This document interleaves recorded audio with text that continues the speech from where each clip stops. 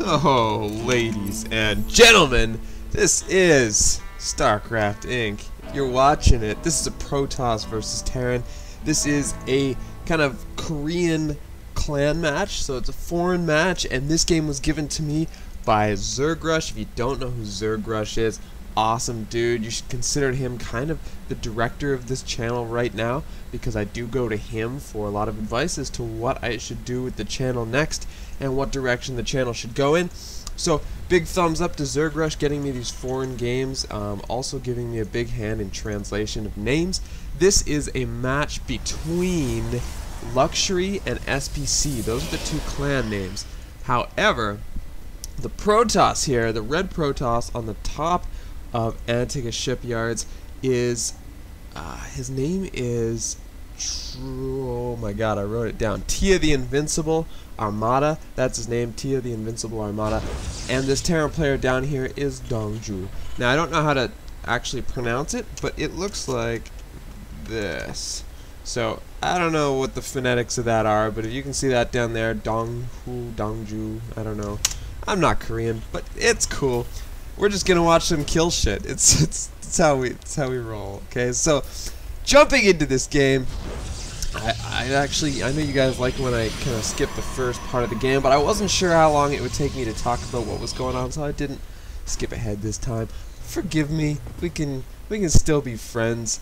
One of the things that is cool about this map is the easy and accessible second for both players, but in a way where it's not like dirty, where you have it like tucked away back here and there's no other entrance to it from like your opponent. It's up front, just like a lot of the natural maps here in the new map pool in the current season that we're in, where it gives you this nice close second. It's pretty safe, but there's a wide ramp, so Forge Fast Expanding is pretty tricky. Wall offs are pretty tricky against like Zerg for Protoss, and against Terran, you know, it gives Terran a lot of abilities to use Hellions and stuff against Zerg. But in the PvT matchup, to be honest, wide chokes and close naturals, not a huge deal. The distance between naturals and main base isn't a big deal until you're starting to deal with drops, and this third base is a little bit tricky to defend, only because it's hard to spot the drops until you have observers. And obviously, you know, if you go robo, you're gonna get observers pretty damn quick, but if you don't go robo, you need to do your spotting. You need to drop pylons over here. You need to, you know, make sure there's something to spot drops on both sides and spot the mid-ground, very wide mid-ground. If you don't have control of this tower, that's a big deal. The tower is on the high ground, which makes it tricky to take an army off of this high ground. If an army is sitting here on this high ground and you come up the ramp, not only is he hiding through this smoke, but he's got high ground advantage.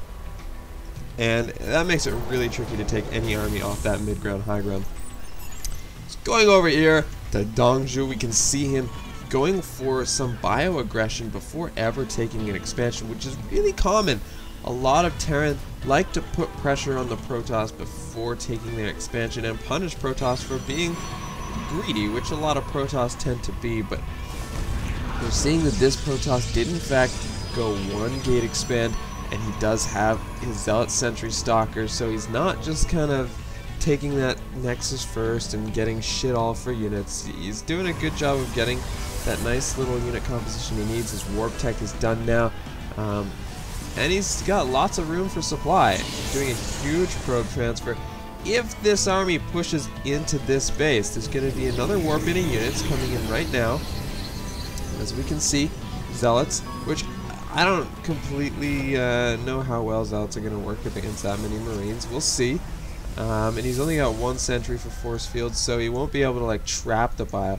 But I don't think this bio is going to be able to do any damage. It might kill. It's going to kill a couple Zealots. I promise you that. If it pushes up the ramp, it's going to kill a couple Zealots. But that wasn't a good day for him. And yeah, it doesn't push up the ramp, so it's going home. Just checking.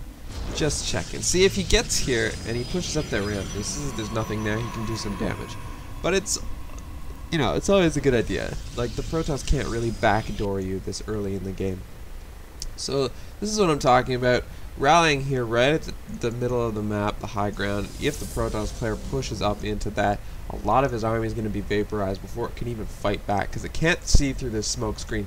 So this is an excellent positional tool. You just have to be so careful that there aren't warp prisms floating around. You have to be so careful that there aren't low ground pylons and a nice observer coming over here, or hallucinated phoenix, or anything like that.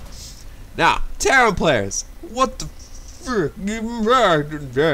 hell, man? I hate this floating factory. Like, a lot of players use it as a tool to float around the map and do some spotting and, you know, make a wall when you push in on your opponent. But honest to God, you guys, you Terran players, are having so much trouble beating Protoss because in the early game they got force field, and in the late game they've got upgrade advantage and lots of splash damage. Well, stop freaking going bio. You're getting this goddamn factory. If you're having trouble with Zealots, get Hellions. And go some mech, for God's sake. You guys don't know how good Thor are. Oh my God, I'm going to show you a replay in the next few days where I just get mulched by Thor. And not even because they're like so goddamn amazing that they're impossible to beat, but because they're confusing. Like, you should have seen what my opponent did. And I'll explain later, but here we go. Great force fields from the Protoss player. I feel like the Terran player kind of ran up the ramp a little too fast, and he's going to pay for it here. A lot of SCVs going down with that push, but that shouldn't be too big a deal for the Terran, as he does have those heals. And the Immortal in this composition is really what did the DPS that he needed. If it wasn't for those Immortals, I feel like that matchup would have turned out a little bit differently. So kudos, good on him getting those Immortals when he did. He will be spitting out another Immortal, getting some more Sentry, and it looks like we do have a pickup and drop over here, which this ledge right here is really tricky. The fact that this is 2 layers tall is pretty frustrating because it gives them a lot of teeter-totter control, and Colossus can't walk down that ledge, just so you know. Just a little tidbit of info there for you. But yeah, so this factory doing some more spotting. I don't know, I feel like you Terran players get this factory every time. You use it to float around, which is such a great tool, like, don't get me wrong, but when it comes to the late game, I feel like you need that factory tech, and I feel like you guys underestimate the ability of Thor's. And I know you're afraid of feedback on the energy, but get the artillery strike or whatever it's called, because it actually is pretty freaking good. Again, it one-shots Immortals. It gets pretty damn close to one-shotting Colossus. So yeah, pretty cool. Pretty cool, and you can still get tons of Marines and drop all over the Protoss base and make their army dinky, and then push them with a lot of bio mech. Pretty cool, man. Oh my God, almost moved commands into this army here, but a couple good force fields save the day, and he's getting in position to stop a drop. Notice how he's sitting right here in the middle, so he can split up any which way he needs to defend both a teeter-totter and a push into the main. Getting an observer to sit right here and spot. Actually, it's just going to go all the way to the base. Thought it was going to do some spotting, but it's not going to. Lots of medevacs being rallied here. Nothing being loaded up into them yet. And the Terran player actually only just now taking their expansion. Look at this shit. A little bit strange. That's a very late expansion here.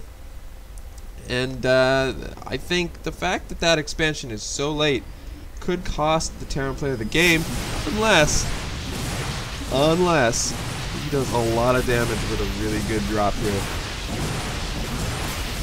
But fighting the Stalkers on the high ground here, interesting. Getting a pylon for free. Stalkers can't really do much on the high ground because there's so many Marauders in this mix. So it's kind of shitty for the Protoss player. The Marauders on the floor with Stim and Medevacs are going to beat the Stalkers on the high ground because the Stalkers have nothing to tank for them. Colossus now on the way, and actually choosing to go Colossus before Storm is interesting, and I feel like if the Terran player had got his expansion, he would not be in trouble right now. But but he's in trouble. And he's dropping this factory to block the third. That's an interesting decision. Yeah, it's not going to block him very long. I don't know. I think he's just offering to lose that. We are going to see this big bio ball. Oh dear. Lordy, lordy, lordy.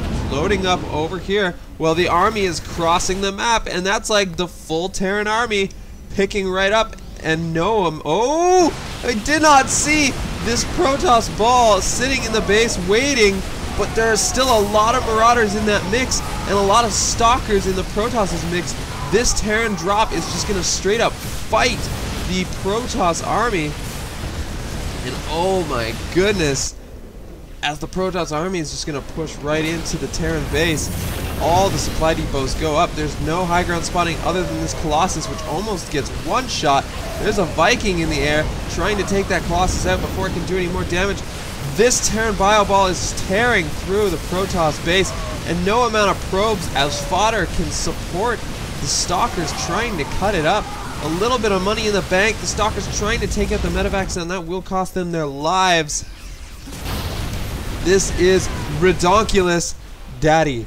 I don't know what that meant, but it's okay because things are dying, and I promised you that in the start. So cool, cool. I'm keeping my word.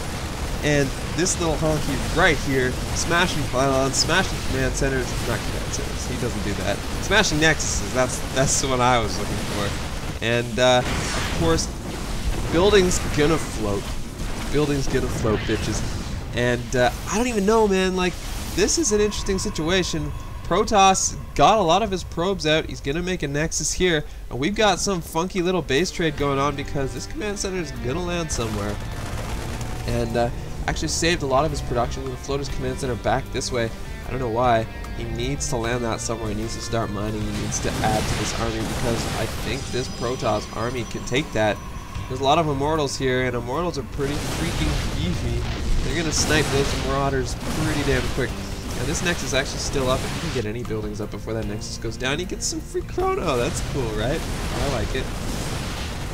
And we got 2 Vikings in the mix. 2 Vikings. Doing good. Man, that drop is so well timed. And yeah, pretty cool. Pretty cool for the Terran player. I'm curious as to what the units lost tab looks like. And we're seeing the Terran in the lead right now in the units lost tab. And the amount of buildings he's killing, man, that's really helping that unit lost tab for him. Didn't get any chrono, I don't think. We got double Stargate here, which is kind of funny. He's got lots of gas, so I suppose that's why. Pylon's going down because he does have an army bigger than his food supply. And yeah, just kind of scattered production, floating command center.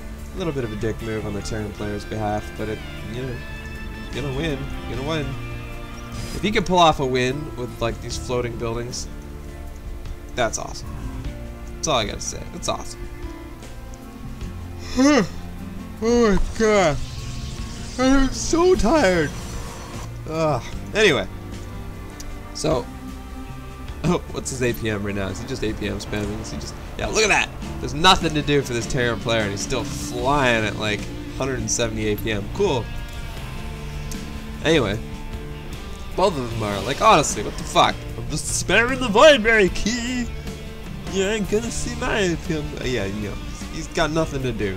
There's no reason why his APM's 170, other than the fact that he's just spamming that fucker around. So actually using mules to scout, which is interesting.